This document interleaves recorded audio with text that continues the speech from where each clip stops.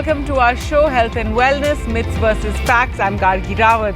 Diabetes is a global epidemic. The number of patients with diabetes is increasing at a very high rate. Patients with diabetes also suffer from a number of complications which are sometimes already present when diabetes is detected, or they develop it later during the course of the disease.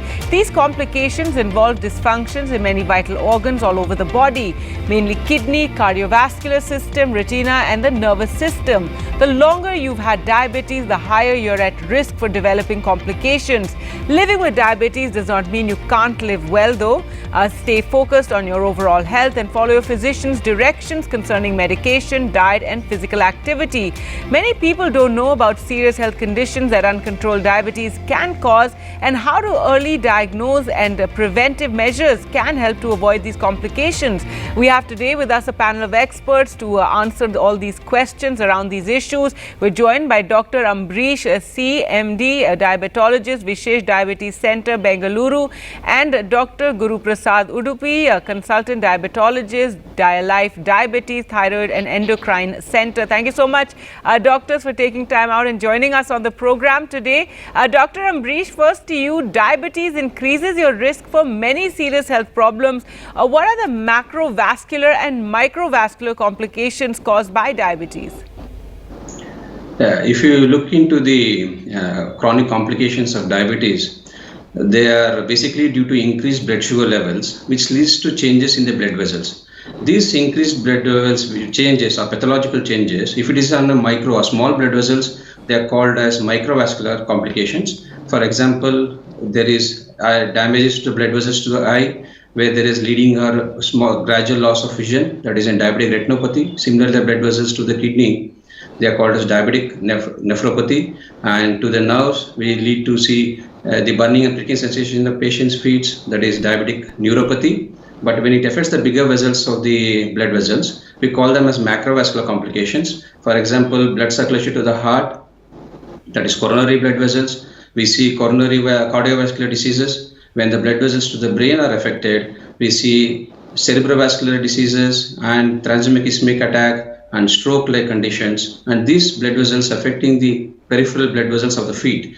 Then we see the peripheral vascular diseases, which can also be associated with neuropathy, diabetic foot ulcers, and one of the leading cause for below-knee amputation is because of diabetes. Even though there are these complications, early detection and treatment is the main key. Even though there is no cure for diabetes at present, our intention is to treat diabetes is basically to relieve them with these symptoms and sufferings to have a good quality of life. All right, Dr. Guru Prasad, having diabetes increases your risk of developing heart disease. Can you prevent heart attack if you maintain blood sugar levels at a normal range?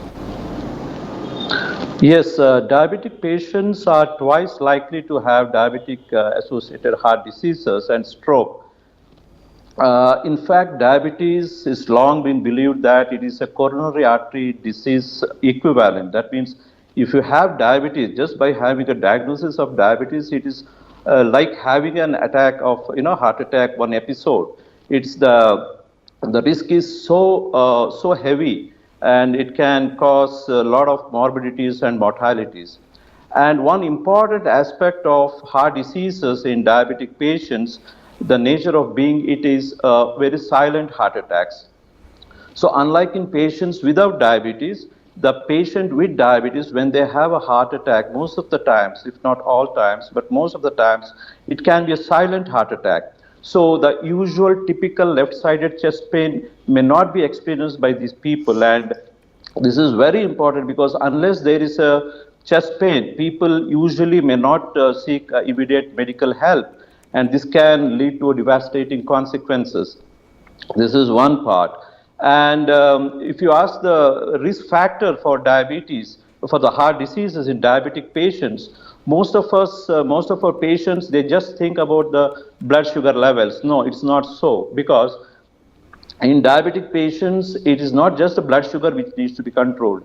We have a whole lot of other risk factors, other metabolic abnormalities which has to be taken care of.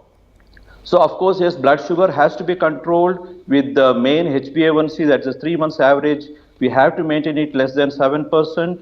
and we have cholesterol issues which has to be kept, mainly the LDL cholesterol should be kept below 100 milligrams per deciliter. And we have blood pressure, that's the biggest challenge, and we have to address that too. And we have to keep the blood pressure less than 130 by 80 millimeters of mercury. And apart from these three main metabolic abnormalities, to prevent heart issues, there is one more big challenge, that is the central obesity. So the fat is bad, but the fat where it accumulates also causes a lot of heart issues, particularly the fat that accumulates around the tummy, the abdominal fat, what we call. This is metabolically very active fat, and this is the one major issue in diabetic patients which can push them into heart-related disorders. Having controlled all these things, the last but not the least, what we should not forget is the smoking cessation.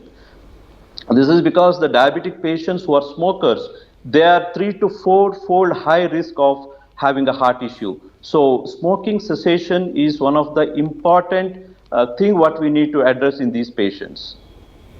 All right, Dr. Ambrish, if you could tell us what is diabetic nephropathy, what patients are at high risk for end-stage renal disease from diabetic nephropathy? Yeah.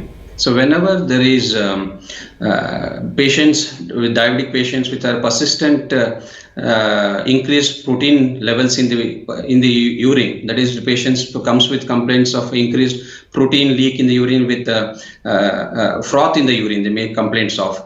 Along with that, we see the patients complaining with increased blood pressure and association of diabetic retinopathy.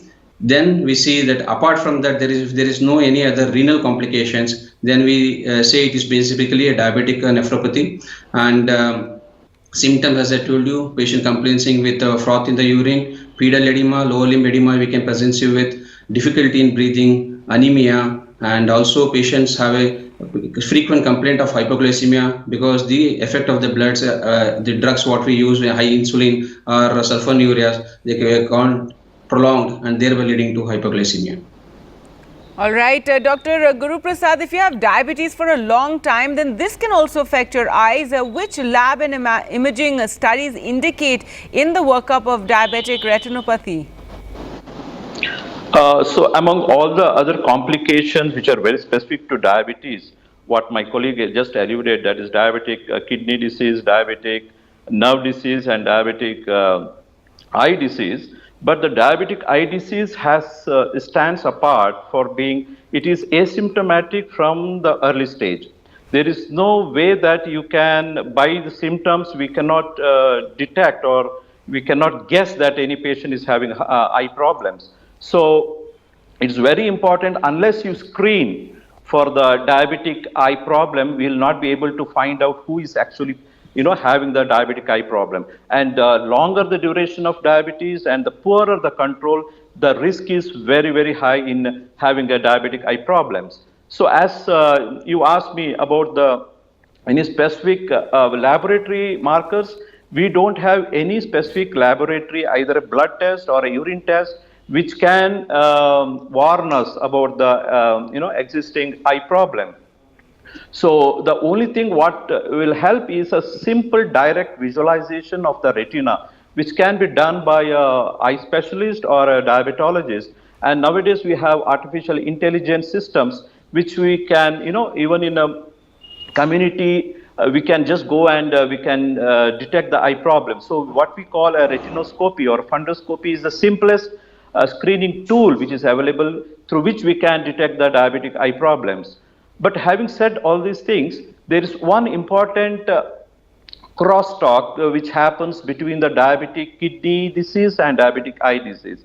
So if any patient, as Dr. Ambrish just said, any patient who has urinary protein excretion, when you just take a urine spot in the morning, second urine sample and see for proteins, if a patient has urine protein, as it says that the patient has diabetic kidney disease. But what is more important, that there is a coexisting diabetic eye disease in all these patients who leak proteins in their urine. So this can be an indirect marker that any patient who has a diabetic kidney disease in the form of proteinuria, we need to screen all these patients for coexisting diabetic eye problems. Apart from this, we don't have any direct markers to detect diabetic eye problems in these patients.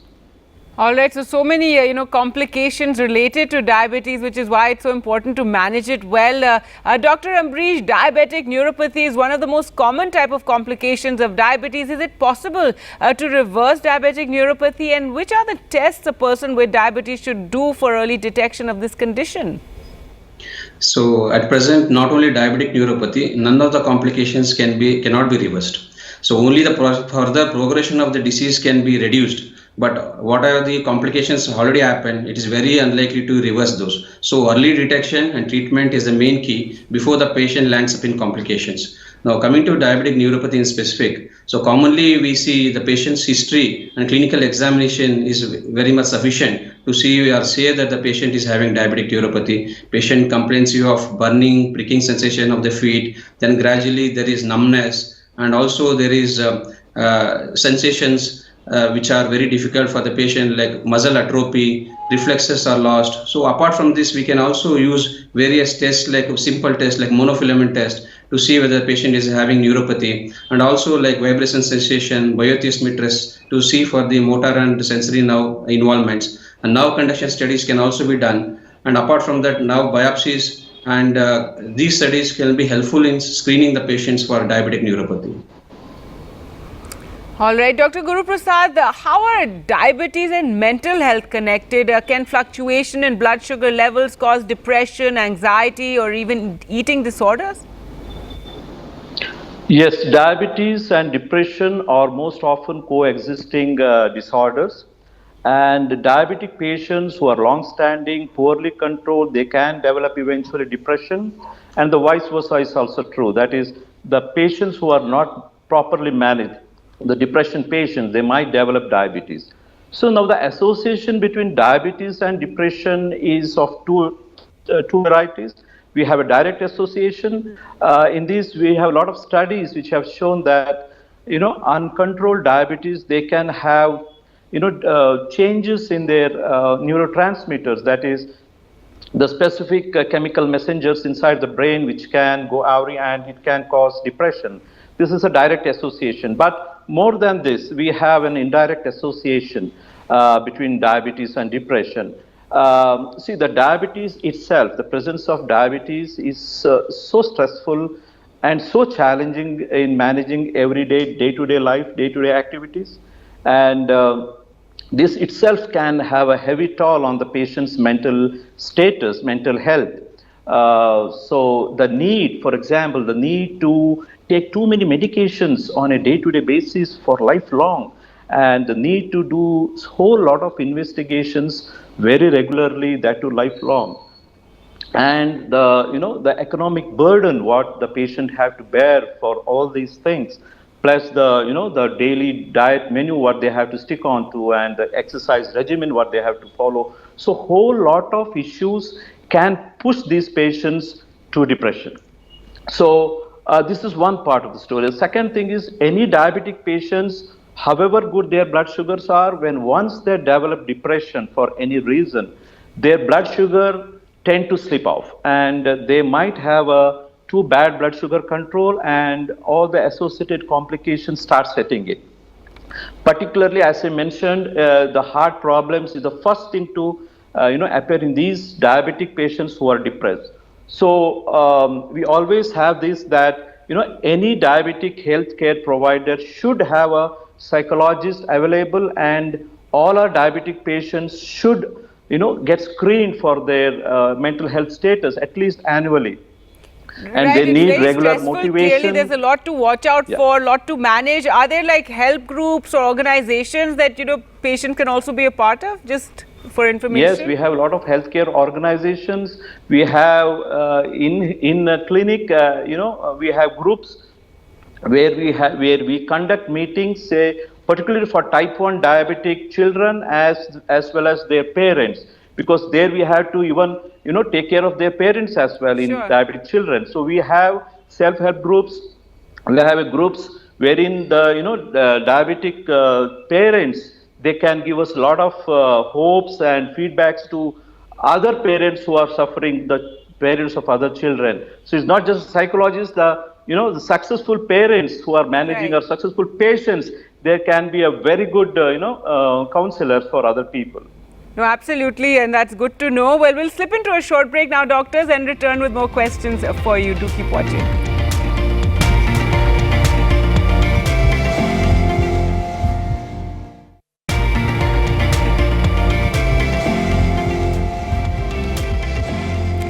Welcome back. You're watching Health and Wellness, Myths versus Facts, and we're talking about managing diabetes and the kind of complications that arrive from the disease.